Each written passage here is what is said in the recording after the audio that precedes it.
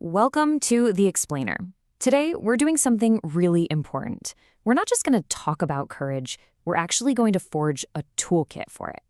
We're going to break this essential virtue down into skills that you can actually build. So, let's kick things off with a big question, one you've probably wondered about. Are heroes just born that way, or are they made? It's so easy to think of courage as some rare quality that only a few special people have. But this explainer is going to show you that that's just not true. Courage isn't some unobtainable trait. It's a skill, a muscle, and it's something that can be made starting today. So where does our journey to build this skill begin? Well, it all starts with a fundamental choice. It's a choice that the legendary hero Hercules faced when he was still just a young man, trying to figure out his path in life. Now, the story goes that Hercules comes to a crossroads. On one path, a goddess appears and offers you a life of pleasure, total ease, and untroubled peace. Sounds pretty tempting, right? But on the other path, a different goddess appears, and she offers a life of struggle, of hard work and danger, but also a life of virtue and glory. He chose that thorny path, and that single decision is why we still remember his name thousands of years later.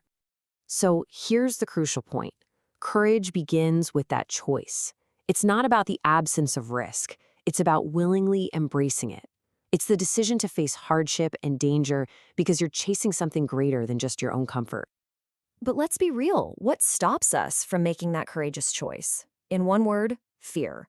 To build courage, we first have to learn how to manage this beast of fear, the very thing that makes courage necessary in the first place. You know, the Greek statesman Pericles understood this perfectly. There's a story where his troops were paralyzed with terror, not by an enemy, but by a storm. The thunder and lightning felt like a terrible omen. Their unexamined fear was just running wild in the dark.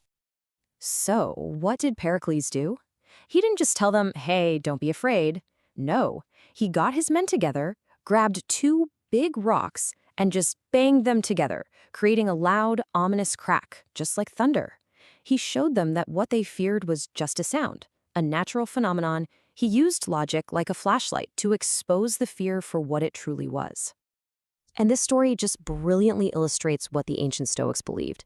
They argued that when a fear's vague, shadowy, and undefined, our mind just magnifies it into a monster.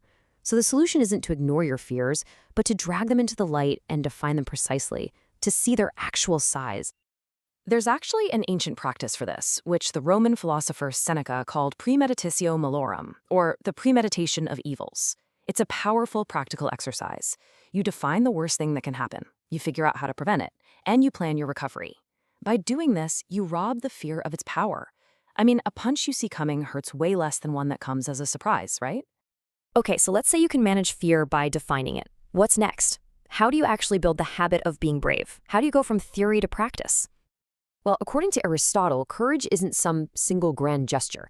It's a virtue we get through habit.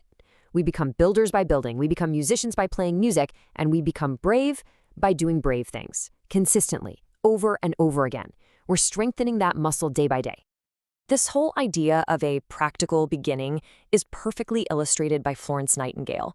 Now, you have to remember, for a woman of her social class in 19th century England, becoming a nurse was considered completely scandalous. She faced enormous social pressure. But instead of trying to change the whole world overnight, she looked for a small, practical first step. And her profoundly courageous first step was incredibly simple. She committed to working in a hospital for just one summer. That single practical decision was the beginning of everything else. And this is the key. You start small, with something manageable that doesn't completely overwhelm you. But, and this is critical, make sure that small step is pointed in an important direction. A direction that can, one day, become really big. Each small act builds the momentum you need for the next one. You know, sometimes a small step doesn't just build momentum for the future. It can change history in an instant. Sometimes a pivotal act of courage takes less time than it takes to read an email. Check this out. It's October 1960, right in the middle of a super tight presidential race. Martin Luther King Jr. is arrested and sent to a state prison. His wife, Coretta, is terrified for his life. Both candidates, Richard Nixon and John F. Kennedy, are asked for help. Nixon, who was actually friends with King, hesitates. He's worried about alienating Southern voters. Kennedy, however, acts. Kennedy made two brief phone calls, one to the governor of Georgia and one to King's wife. That's it. King was released, and the Black community rallied behind Kennedy, who went on to win the election by one of the slimmest margins in history. Those few seconds of courage likely won him the presidency. So let's move to our final tool in the kit. Let's see how all this builds from personal courage into something even greater, something we call heroism. We all know Martin Luther King Jr., but I bet very few of you know the name Stanley Levinson. He was a brilliant strategist, a speechwriter, a fundraiser, a key figure working behind the scenes for the civil rights movement. But he faced a moment that required a really different kind of courage. So when President Kennedy became aware of some allegations about Levinson's past, he pressured King to cut ties, fearing it would harm the movement.